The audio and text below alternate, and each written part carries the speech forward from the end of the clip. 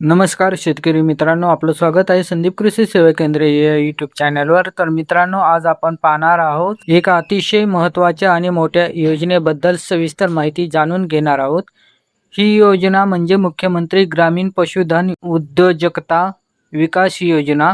मित्रांनो, नुकतंच 10 एप्रिल 2026 रोजी राज्याच्या पशुसंवर्धन व दुग्ध विकास मंत्री पंकजाताई मुंडे यांनी या योजनेबद्दल महत्त्वाची माहिती दिली आहे.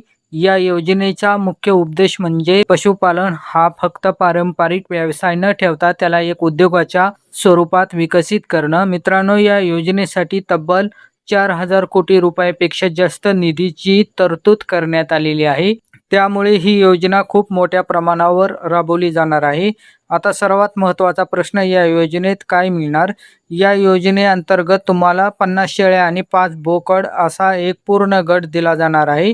यासोबतच त्या शेळ्यांचा 3 वर्षाचा विमा, शेड बांधकामासाठी निधी, सोलर सिस्टीम, कडबा कुट्टी मिशन आणि इतर आवश्यक साहित्य दिलं जाणार आहे. मित्रांनो, फक्त जनावरं देऊन काम संपत नाही.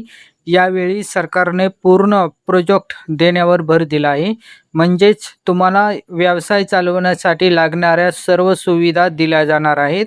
आता या प्रकल्पाची एकूण किंमत काय आहे ते पाहूया. 50 शेळ्या आणि 5 बोकड यासाठी अंदाजे 6 लाख रुपये 75,000 रुपये खर्च आहे.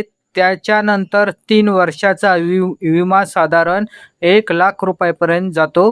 शेड बांधकामासाठी 2 लाख रुपये, सोलर सिस्टीमसाठी जवळपास 1,30,000 रुपये आणि कडबा कुट्टीसाठी 30,000 रुपये असा एकूण प्रकल्प खर्च साधारण 11,30,000 ते 40,000 रुपये होतो. आता अनुदान किती मिळणार? ती अनुसूचित जाती आणि अनुसूचित जमाती प्रवर्गासाठी 75% अनुदान मिळणार आहे. म्हणजे साधारण 8 लाख रुपयापेक्षा जास्त अनुदान मिळेल.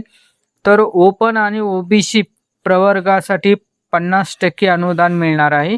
म्हणजे सुमारे 5.5 ते 6 लाख रुपये अनुदान मिळेल. हे अनुदान 2 टप्प्यामध्ये दिलं जातं. पहिल्या टप्प्यात शेड, सोलर आणि साहित्य पूर्ण केल्यावर 50% अनुदान दिलं जातं आणि दुसऱ्या टप्प्यात पशुधन खरेदी केल्यानंतर उर्वरित अनुदान मिळतं. आता पात्रता काय आहे हे पाहूया.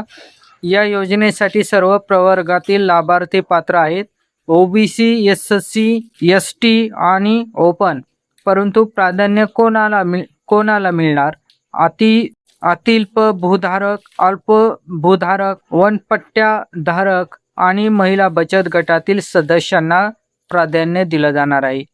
यामध्ये 30% आरक्षण महिलांसाठी आणि 5% आरक्षण दिव्यांगांसाठी राखीव आहे.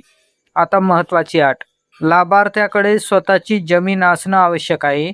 जर तुमच्या नावावर जमीन नसेल तर तुम्ही 5 वर्षाच्या नोंदणीकृत भाडेपट्टा करार करू शकतात.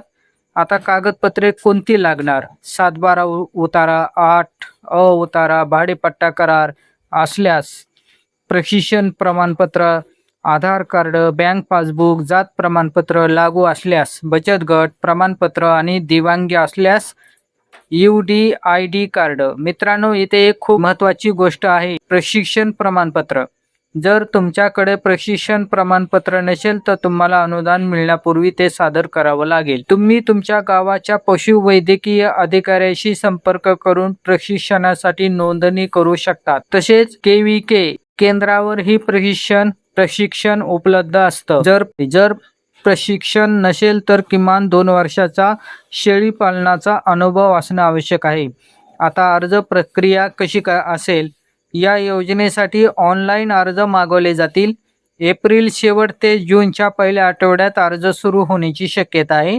अर्ज आल्यानंतर त्यांची छाननी केली जाईल आणि पात्र लाभार्थ्याची निवड केली जाईल. त्यांना लगेच लाभ मिळणार नाही. त्यांची प्रत्यक्ष यादी तयार केली जाईल. आता काही महत्त्वाच्या अटी, एका कुटुंबातून एकच लाभार्थी पात्र असेल. मागील 3 वर्षात अशाच योजनेचा लाभ घेतलेला नसावा. खोटी माहिती दिल्यास अर्ज रद्द होईल. 3 वर्षाच्या आत पशुधन विकता येणार नाही. मित्रांनो, शेवटी एक महत्त्वाची सूचना, ही योजना खूप मोठी आहे पण तयारी नसल्यामुळे बरेच लोक संधी गमावतात. म्हणून आजपासूनच कागदपत्र तयार ठेवा. प्रशिक्षण घ्या आणि अर्ज सुरू होताच लगेच अर्ज करा. जर तुम्हाला तो खरंच पशुपालन व्यवसायात यश मिळवायचा असेल तर फक्त अनुदानासाठी नाही तर ज्ञानासाठी काम करा. व्हिडिओ आवडला असेल तर लाईक करा, शेअर करा आणि चॅनलला सबस्क्राईब करायला विसरू नका.